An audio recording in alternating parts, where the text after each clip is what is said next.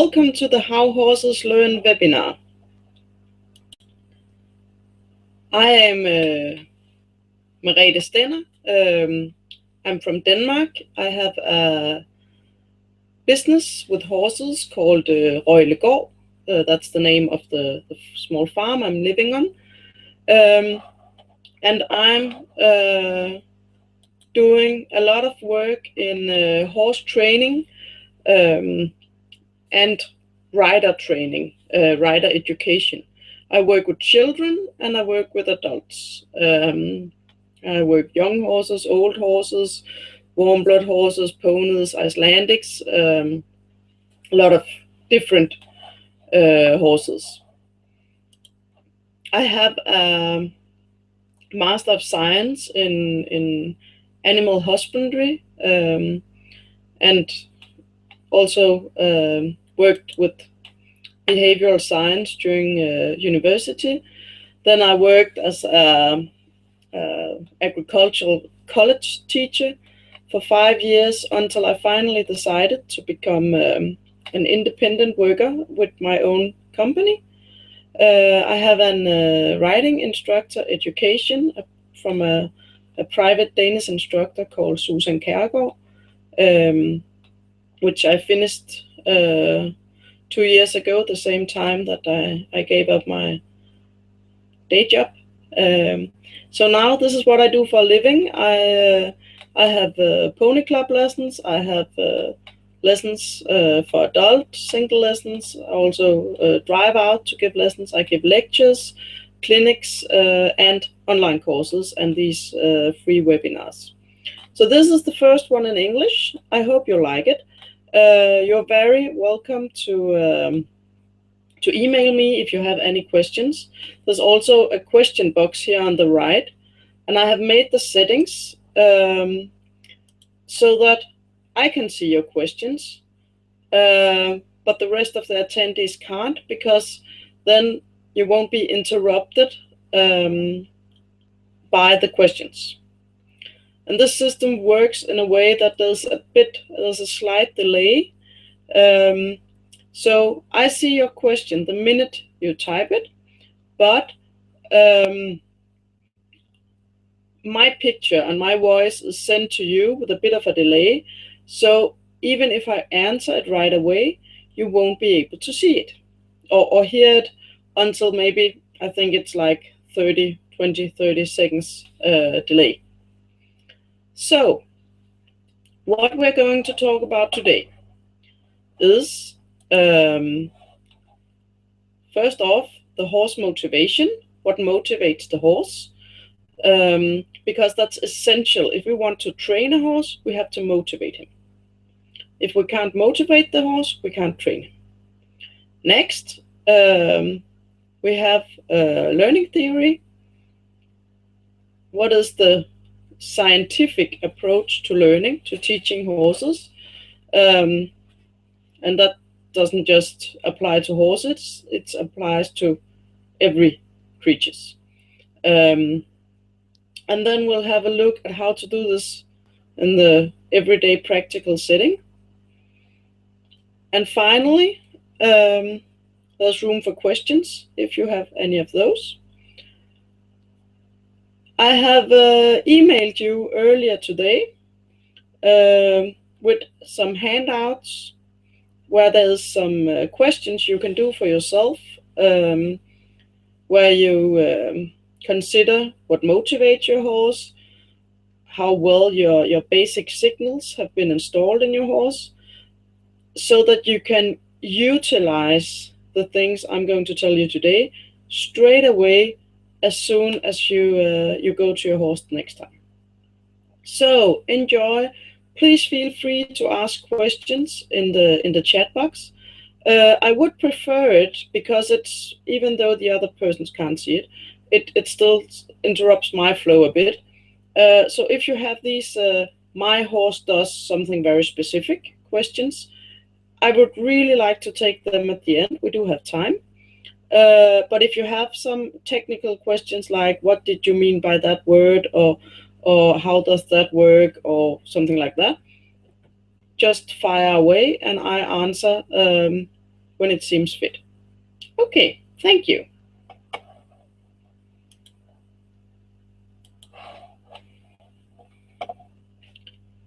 So, what motivates a horse? We have a saying in Danish, which I learned from Susan Kærgaard, that we have the 5 F's, like F word, but in a polite way. It doesn't translate to English because they don't all start with a F, but we have 5 factors that motivate horses. There might be some others, but that's the 5 basics. We have the fight or flight or fear instinct. That's the basic survival instinct. If a horse, the horse is a prey animal, where it comes from naturally. There are large predators. It might be in danger. So the natural response for a horse, if it encounters something scary, is to run away. That's the flight. Some horses are highly motivated for flight. If you have race horses, they have been bred, the faster one, that's the ones that are highly flight motivated. Because if they weren't, you couldn't get them to run that fast. So there's some sort of genetic selection for these motivational factors. If you have a draft horse that has to pull a carriage or a plow or some other farm utensils, you can't have a horse that goes running through the field whenever something is slightly amiss. So usually these more draft horses, working type horses, they have a lower motivation for flight because we have been breeding on the individuals that had the least flight response because they were easier to train for all these carriage uses and farm uses. Of course, there's still individual differences because you can have a highly flight motivated draft horse. Then he probably won't be trained as a draft horse for long and won't be a working horse. And you can have a really docile racehorse that isn't scared of anything. But as a general consideration, you have these high performing sports horses. They have a higher flight response than these slower cold blood horses that has been used for hard work and needed to be really, really reliable. So next we have the herd. So flight, herd. For horse survival, it is essential to be in a herd. If I'm a zebra and I'm living on the in the savannah something, and a pack of lion goes by, and I'm the only one, then it's 100% certain that I'm the zebra that will be eaten. It's the same for horses.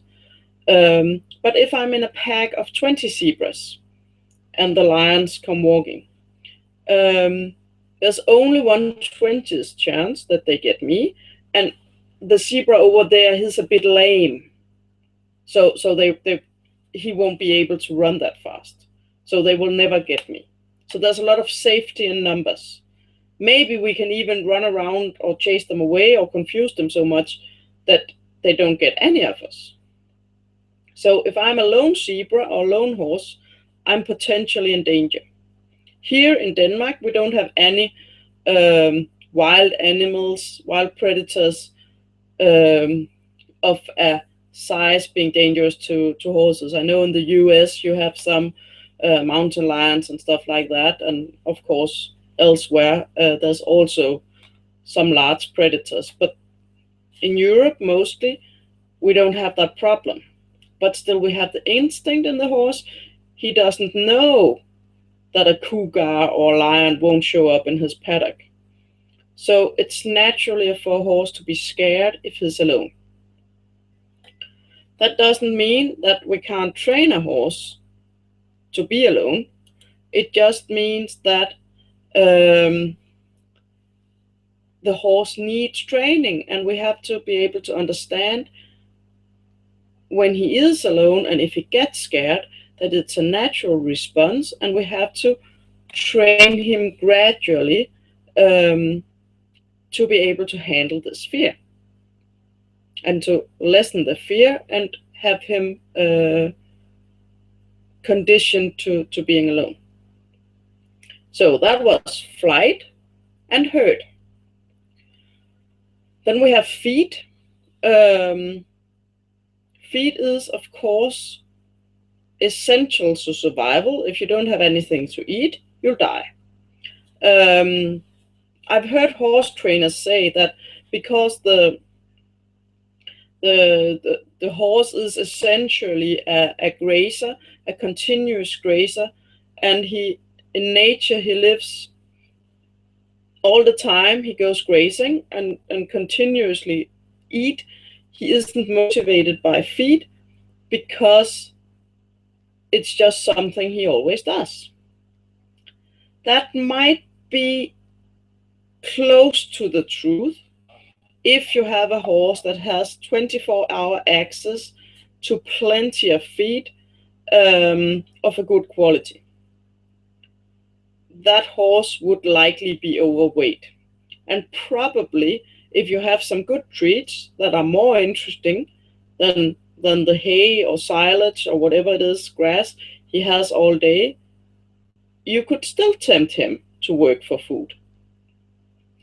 I haven't yet met horses that wasn't at all feed motivated. They could be less feed motivated or more feed motivated. I work with a lot of ponies. They are usually highly feed motivated.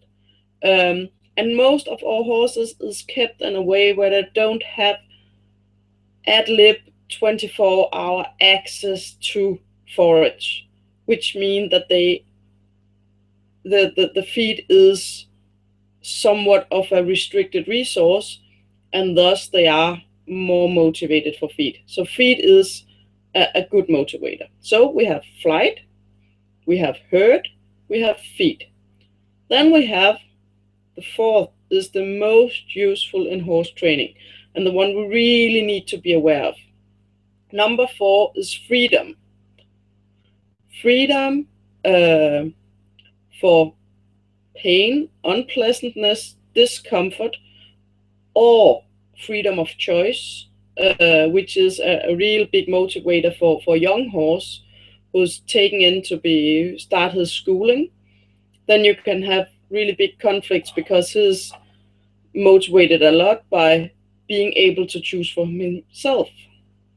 And you have to teach him that he has to listen to you.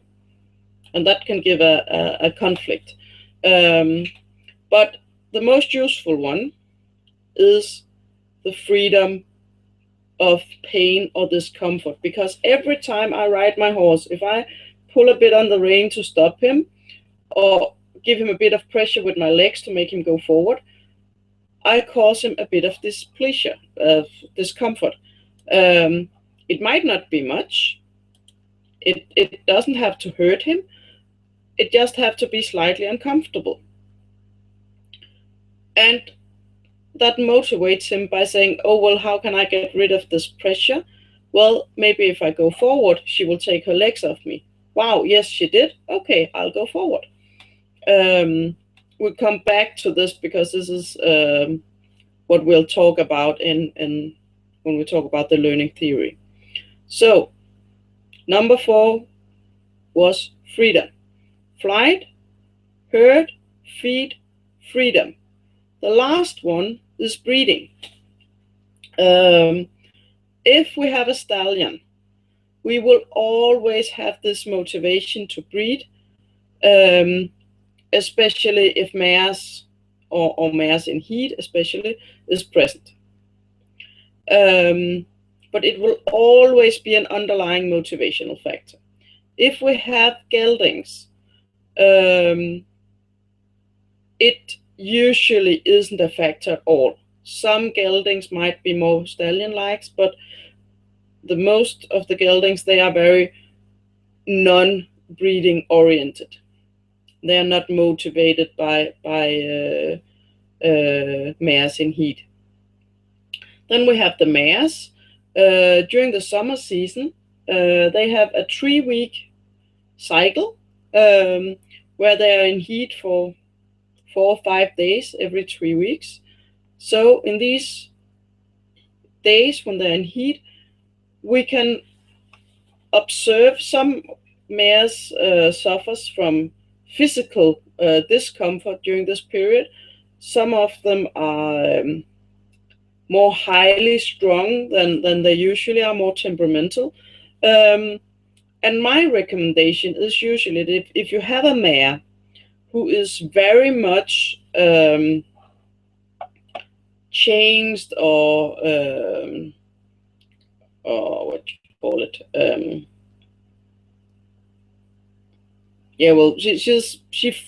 you can feel the difference in her in the days when she's in heat. You can feel it very much. Her temper is different, her learning ability is different, her performance is different. Well, you have to take that into account when you plan your training, because if the mare has mental or physical discomfort during these days, you can't expect her to perform like she usually does. It is a factor. It will lessen the performance. You would have to, if you wanted her to perform exactly the same way, maybe you would have to use higher pressure or do something else. And that, I think basically that's unfair. Of course, if you have to go to a competition and it's really important for you, maybe that 10 minutes in the competition, you can use the bit higher pressure. But if it's just everyday training, you will actually do better by asking her to do easier things and have a success with that and have some nice, easy training. Maybe you could go for a long ride or, but not have these, if the highly collected dressage exercises is especially difficult these days or something like that, don't do them. Don't go there. Let her be difficult if she wants to. Don't pick that fight. Of course, some people would say, well, my horse has to behave every day the same if I ask him to or ask her to. Yeah, well, but then you could go buy a mountain bike and go bike riding somewhere else, because they are living creatures and they will have good days and bad days, and mares sometimes systematically have bad days. And for some mares, you can't feel it at all, and for other mares, well, it is a factor. And we have to take that into account. But that's just my opinion. So, the 5 motivational factors: flight, fear or flight, the herd, the feed, the freedom, and the breeding. So, now that we have these factors, what do we do with them? How do we use them? And that's where the learning theory comes in. I will show you a figure in a moment. It is also in your handouts of how this 4-factor learning theory, how it works. So I'm just going to swap to the figure. Then you can't see me, but you should still be able to hear me. So what we have here is the learning theory figure. This model is made by, based on a similar model made by Susan Kærgaard. And what we have here, the green arrow, that's the reinforcement part. Reinforcement is everything that increases behavior. So if my horse does something and I do something back to him, and he then gives me more of that behavior, what I did to him was reinforcement. Punishment, on the other hand, is everything that decreases behavior. So if my horse does something, I do something to him in response, and his behavior decreases, it was a punishment. And it's really important that we understand that I can't choose. I can have an idea. I can make an educated decision or have an educated guess at whether this thing I do to my horse will be a reinforcement or a punishment. But in the end, the only thing that can tell me whether I was right or not is if the behavior increases or decreases. I will give you an example later of a lady who thought she was punishing her horse, and in fact she was reinforcing him. But we have one more thing to consider, because besides the reinforcement or punishment, we have to find out whether what we're doing is positive or negative. We have both positive and negative reinforcement and positive and negative punishment.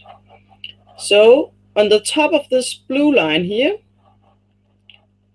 we have the reinforcement, and below we have the punishment. And on the plus side here, we have the positive. Oops, sorry. And on the right-hand side here, we have the negative. So if we start in this upper left corner, we have the positive reinforcement. Positive reinforcement means that when my horse does something, I add something nice, and I will get more of that behavior. So if my horse offers me a stop when I goes, whoa, he stops, I give him a biscuit. That's positive reinforcement. That's what we use in clicker training. Then we have the negative reinforcement. Negative reinforcement is when my horse does something and I remove something unpleasant or some sort of discomfort. That's when we are working with the freedom part, freedom from discomfort. So I pull slightly back on the reins, my horse stops, and I release the reins. Then I have removed this unpleasant pressure from my horse's mouth. That's a reinforcement, and next time I pick up the reins to make him stop, I have increased the chances that he will stop. So then below the line here, we have the punishment. If my horse turned right when I wanted him to turn left, and I pull on the lead rope, just a jerk, I'm adding something unpleasant. That's positive punishment. Positive punishment is what the electric fence does. And that is probably the only place where I think positive punishment is appropriate. If the horse put his head through the electric fence, he will be zapped. It hurts, it's unpleasant, and he will pull his head back and stay inside the fence. So we will have decreased the behavior of putting the head through the fence. It works because the electric fence is always consequent, consistent. If we remember to keep it turned on, there's nothing worse than an electric fence that is sometimes turned on, sometimes not turned on, might be working down the back pasture. It might not be that good, because then the horse learns that sometimes I get a sap. Sometimes I get a big sap, sometimes I get a weak sap. And he would maybe start thinking, well, I could try to see if it wouldn't be better to just try, because the punishment isn't consequent, it's only sometimes that he will get a sap. But when we train the horse, I highly recommend avoiding positive punishment as a training form, and I will get back to why in a moment. One training form that we could use is the negative punishment. Negative punishment means that my horse does something I doesn't want. I remove something nice from him, and the bad behavior would decrease. It could be I come up to him with his feed bucket. He lays his ears at me and maybe bars his teeth. And I take a couple of steps back with the feed bucket, thus removing the feed that he wanted. So I'm removing something nice, the feed. And then I can combine the negative punishment here with positive reinforcement, because the moment he puts his ears back forward, I can go to him and give him his feed. So he behaved bad or unpolite. I removed the feed. When he behaved good, nice, polite, I gave him back the feed. So I combined negative punishment with positive reinforcement. It really is important to remember. That's why we have this big plus up here and this minus over here, that these positive and negative, it is plus and minus. It is math. It has nothing to do with good or bad. That's a common misunderstanding, that positive reinforcement is good and negative reinforcement is bad. And then positive punishment should be good, but actually I would prefer negative punishment if I would have to do any. So I'm just going to close this window. We'll get back to it and put myself back on. I like to talk with my hands, so you better be able to see me. Hi there, I'm back. We might get back to this figure in a moment. So when we work with reinforcement, whether positive or negative, we give the horse a very clear, so that's everything above the blue line. We give the horse a very clear yes, thank you. Whether it's by giving him a treat or a scratch, or by releasing the rein, or releasing the whip, tapping, or releasing the leg pressure, we give him a really clear thank you. And the better our timing is, and the better quality of reinforcement that is, if I'm riding him, and I'm pulling back on the reins to make my horse stop, and my horse stops, and I give a little bit.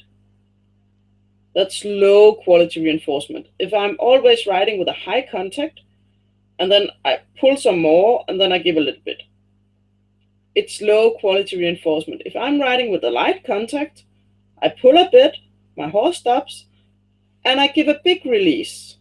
That's high quality reinforcement.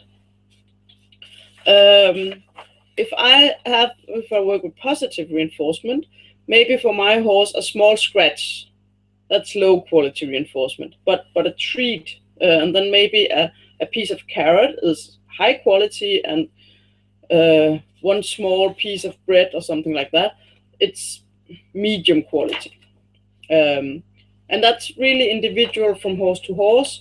When we work with the negative reinforcement and remove pressure, it's quite obviously what is a big reinforcement, what is good quality, what is bad quality. But when we come to the positive reinforcement, it really has a lot with personal preferences in the horse. So we have to know the horse to find out, is this a good treat or is this a bad treat, or is it just a uh, an uninteresting treat. Yep. If we use the punishment down here in the bottom, what we say to the horse is no thank you.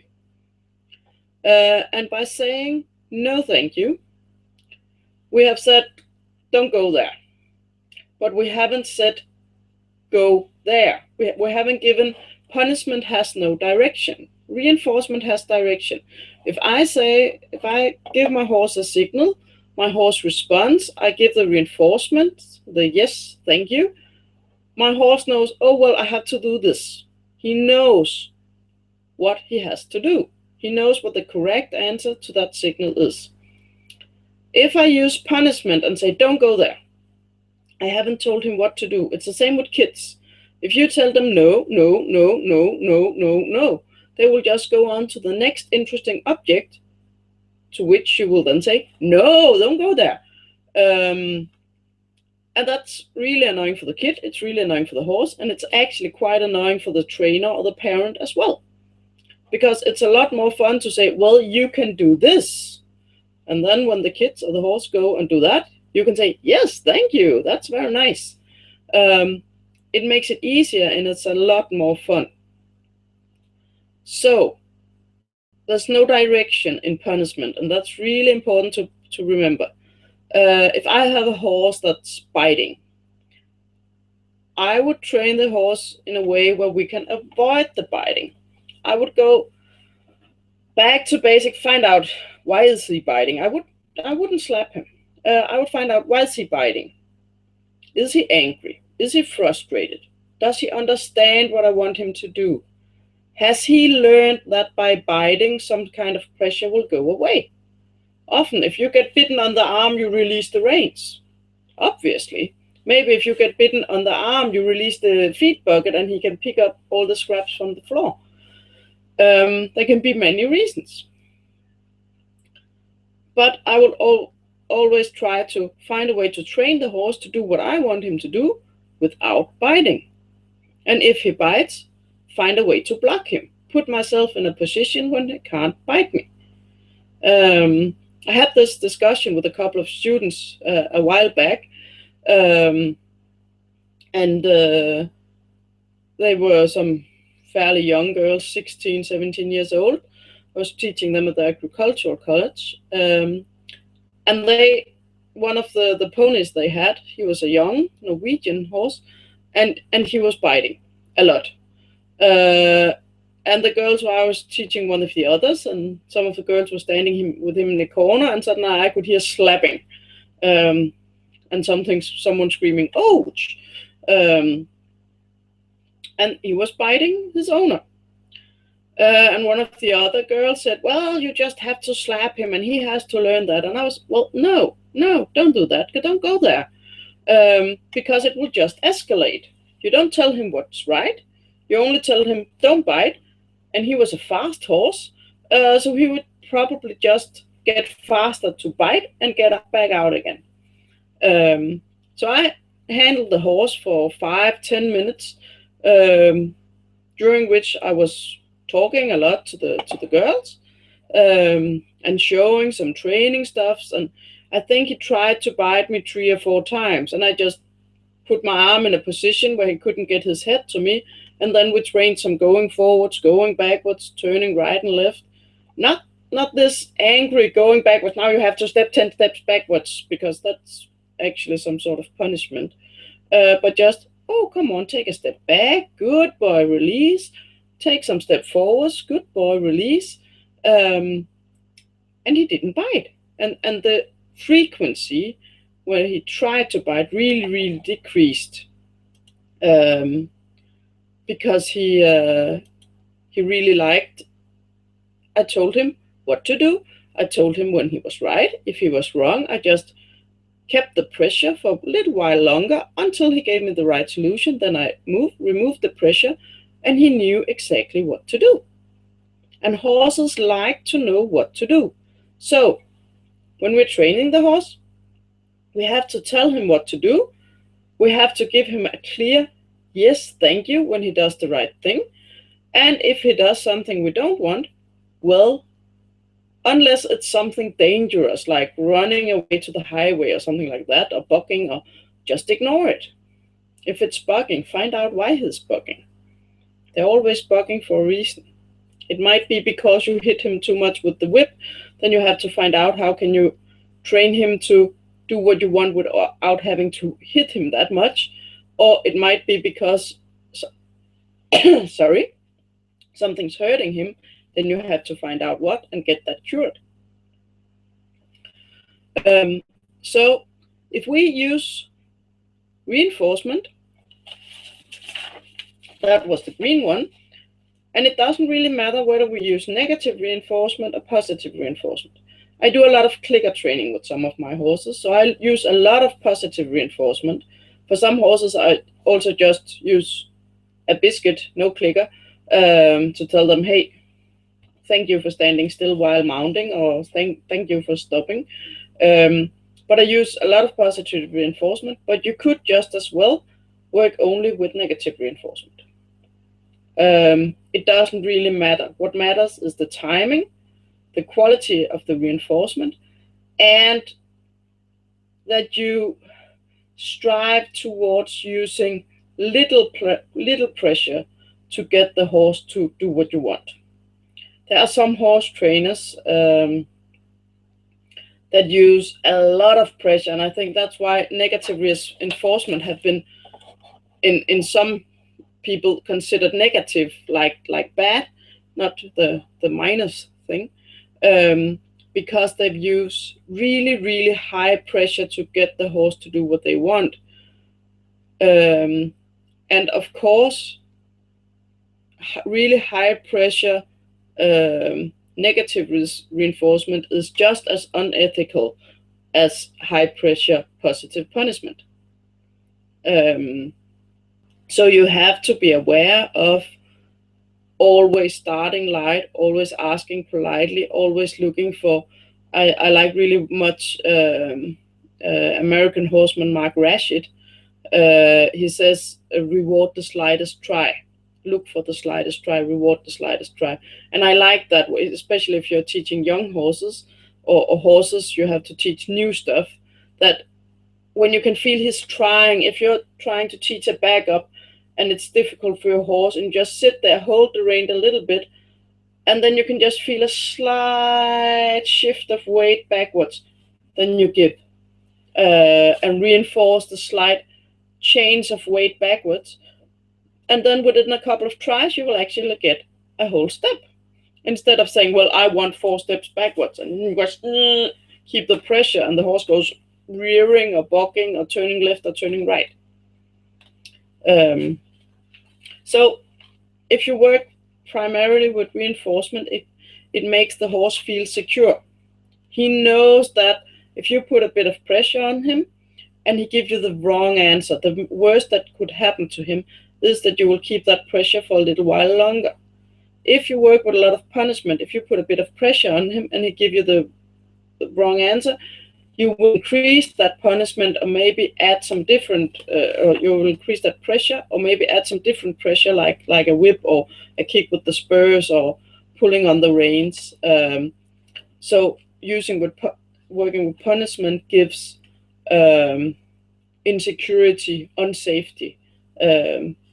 And since we know that the horse is a prey animal and is highly motivated by safety, if we can be reliable, predictable, comfort-creating creatures for the horse, well, then we have already won. Then everything will become a lot easier, and it will be a lot more fun, it will be a lot safer, it will be a lot more effective to train the horse.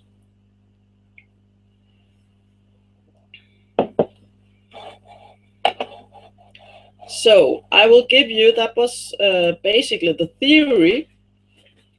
I will give you a couple of examples from everyday horse life, people I've met or people I've written with on the internet or something like that.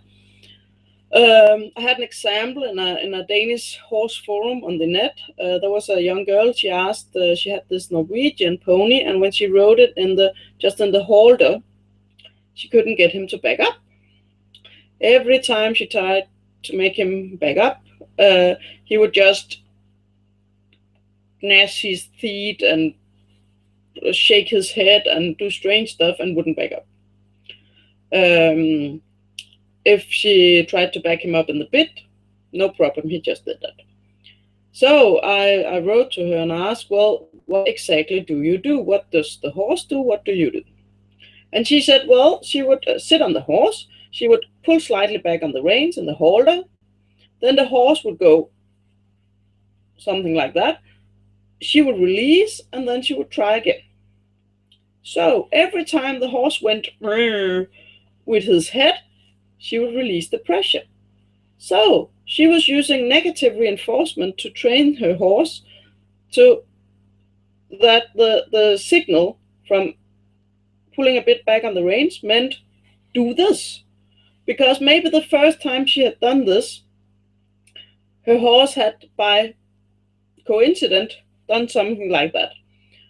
And then she had thought, oh, he doesn't understand, or oh, it hurts him, or oh, something, and she has released. And then he thought, oh, that was the answer. So he wasn't being naughty, he wasn't being bad. He was just being taught that, even though she didn't know she was teaching him that the backup signal actually meant something like that. So the solution for her would be to either just sit up there and start with a slight pressure, not to annoy the horse too much, and just keep up the pressure until he would finally stop doing that, and just wait, and maybe he would take a step back. If that wouldn't work, if that was too difficult for him, if this behavior of doing things with the head was too ingrained, then she could do that. She would start training it from the ground, where you can stand next to the horse using the lead rope, maybe using a hand on the withers to make him back up. Oh no, not the withers, the shoulder, the forepoint of the shoulder to make him back up. Important to use the rein signal first, and then just the hand as a backup solution. And of course, remember the timing and the quality of the reinforcement. And then when he, from the ground, he really understands the signal that this nose pressure means go backwards. She could take it back up on the back, or maybe even have a helper standing on the ground to help her get extra backup signals. Another common problem is if you have a horse that is rearing when it gets rein contact. The first thing you do is you lean forward, and then you will, of course, release the reins. So the horse learns that the response to the unpleasant pressure in the mouth is to rear. Some trainers do that. Then well, if the horse rears, I just have to lean forward, but I keep the rein contact. I don't recommend that because I actually find that quite dangerous. You have to be a really, really good horseman to be sure that, well, you know that the horse won't fall over or you won't slide off. So I would rather have a look at, well, if it's the rein signal that's causing him to rear, could I retrain the rein signal from the ground, or by having a helper on the ground, so that the horse, we could use slight rein pressures and make the horse comfortable with the actual meaning of the rein signals, and have him work in that way.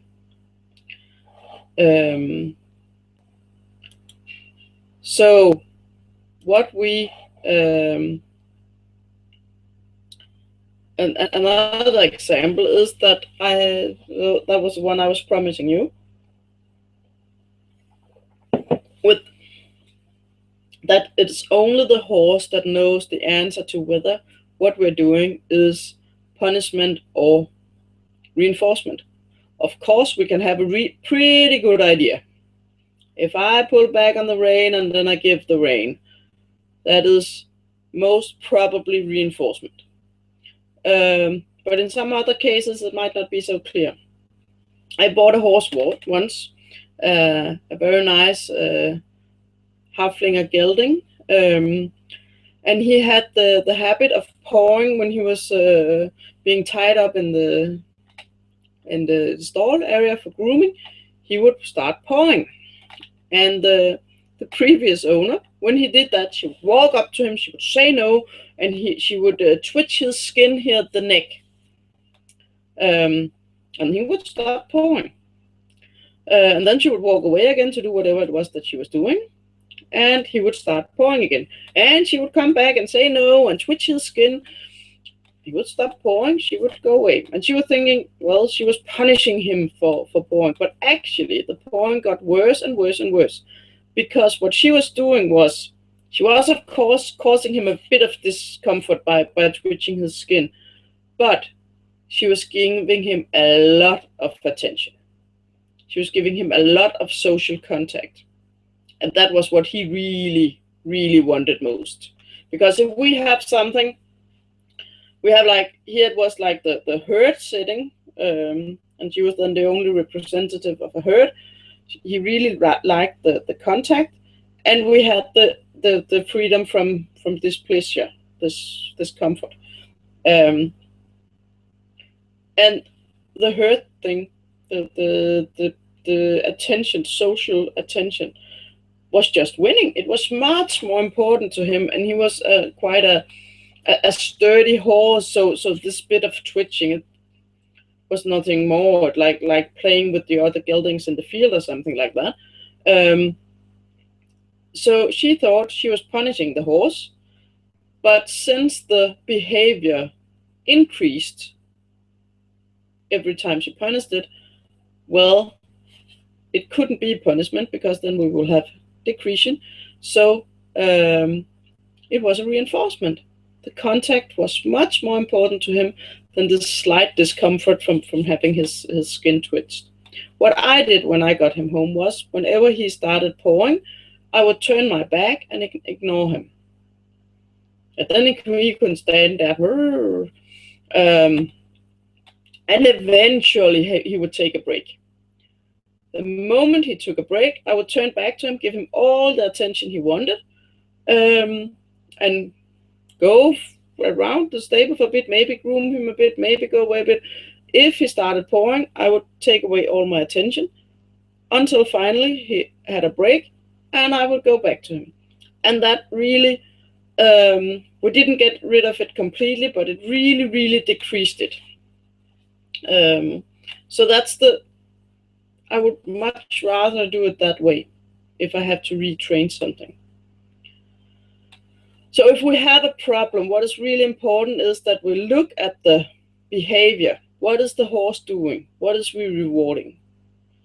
And if we can't figure it out, get someone to help you. Get someone to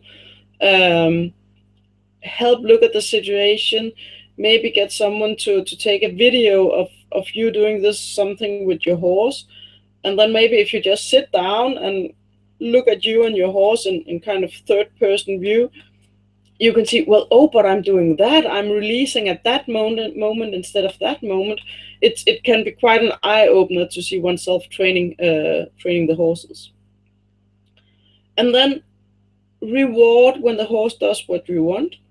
And if he does something you don't want, well, ignore it. Unless it's something really unappreciated, something dangerous, ignore it. You could also, if instead of punishing, then you could redirect. If he goes away in the field to have grass, of course you can't allow him to do that. But instead of being then you can just give a firmer signal to turn left, or to stop, or to do something else. And then keep your signal simple. That's one of the really important points, is to keep it simple.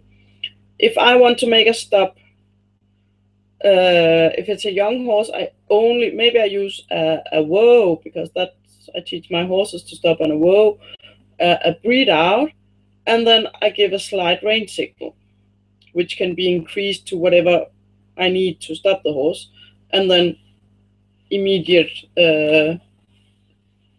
reward by giving the reins again.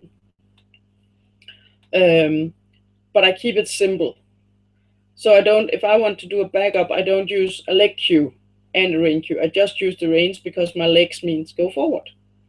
If I want to have my horse go sideways, I don't pull on this rein and give on that rein, and I keep it as simple as possible. Of course, when we have these complicated dressage patterns or other patterns where the horse has to do something complicated, we will have to combine signals. But in general, I use one signal at a time, then I can use forward, and then I can use a bit of sidewards, and then he should continue forward sidewards. Instead of having both forward and sidewards and having to up the gain all the time. And then you have to look at your time. And that's really good to have someone with you is a really good way to have a look at your timing, because that's really effective. Of course, it doesn't help you right in the specific situation, but it gives you a clue as to whether you are releasing at the right time, or you're a little behind, or you're a little. Sometimes some riders are a bit too fast to reward. If you have a horse stopping and then just before the last foot stands still, you give. And then some horses will say, oh, I didn't have to stop, and they will walk again. So you have to, the moment the horse stands entirely still, you give. It's not like stop, 1, 2, 3, oh, I have to give, because that will be a lower quality reward. And then you would actually reward the horse for standing still and not for the stop in itself. Yeah. This was actually what I wanted to tell you today. So, if there's any questions, please start writing them now. I can see them. You can't see each other's questions. And I will just round up, and if I don't in a minute or so have any questions, that will be it for today. So if you have a question, you can just write one line of I have a question, and then write the entire question, because then I have seen this little I have a question line, and I know that I'm not supposed to stop the webinar before you have written your entire question. Hope that makes sense. One of the other points I want to make is that you should start by training the basics. In the handouts, I have this scoring card you can use for scoring how good is your forward, your backwards, your left, your right, your stop, and really make sure that they work. And if they are all a 1 or 2 not very good, well, make a plan how to improve them. And then maybe in a couple of weeks or month, go back and rescore your horse and see, well, oh, now this one is a 4. Left is a 3, but right has become a 5. Oh, is there a difference here? Maybe you're riding crooked or something like that. Or your horse have some sort of crookedness. And when you do the training, start in an easy setting. If you have a horse that is very herd bound, then start training these basic signals when he has someone with him. And then when they're working with someone else in the arena, you can try riding in the arena by yourself, but with a horse close by, or going away for a bit up the road or something like that. And still check, well, is my steering wheel and my brakes and my gas pedal, are they still working? And if that, well, you have to take a couple of steps back and retrain, and then gradually make it harder and harder on you and your horse. Because if you don't, gradually increase the difficulty, you won't improve. Actually, we usually just get slightly worse over time if we don't consciously work on improving ourselves. So, if you have a problem, use training instead of training aids. You can have draw reins and strange bits and all strange stuff, and there's a million of these gadgets out there. What I like is to use my training. Go back, look at the horse, look at me. What are we doing? Why is it working, or why isn't it working? And then fix it. Find the solution. Find the training solution, not the gadget solution. And if the horse really has some problematic behavior, find the reason. Have you been training, or have someone else been training him wrong? Is it because he doesn't understand what you want him to do, or hasn't learned what you want him to do, or has been badly conditioned to something, has been trained wrong? Is it because he's stressed out, there's something, he's scared or so uncomfortable in this situation that he can't work? Or is he in some kind of pain? Because a lot of behavior, a lot of bad behavior is actually caused by pain. And the horse can't tell us, well, my right leg is hurting, or my left hip something, or my shoulder this. We have to look at his behavior to know what he's trying to tell us. And if we just say, well, we have to use a draw rein and a stronger bit and a larger whip to cure this bugging or this won't turn left behavior or whatever it is, well, we might be actually hurting him more than just what the training aid does. We might actually be making something in his body even worse than it is already. So please, if the horse is behaving badly, have a look at his body. Does the saddle fit? Does his body work as it should be? And if when all those things have been ruled out, well, then we look at of course, we start by looking at the training, and then we see we can't really see a reason for this.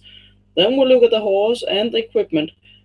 And when that's fixed, we go back to saying, oh, well, what do we have to do in the training now? Because if he had a back problem and he was bugging, then we usually don't cure the bugging just by fixing the back problem. We have to retrain him to being saddled and to being ridden, because he have to find out that it doesn't hurt anymore.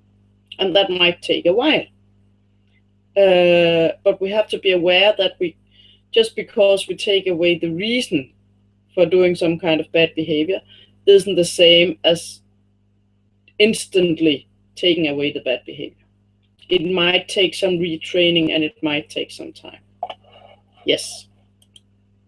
Well, doesn't seem like there's any questions. So I would just say thank you very much for being here tonight. I hope you have enjoyed the webinar. I hope you have learned something. And please, if you get any questions afterwards, feel free to email me. There's also, if you're seeing the replay, there's a question box in the corner where we here live have the chat box, and it will send the questions directly to my email. Also, please feel free to share this webinar if you think you know something who might benefit from it. And then I will just say thank you for joining in. I hope you enjoyed it.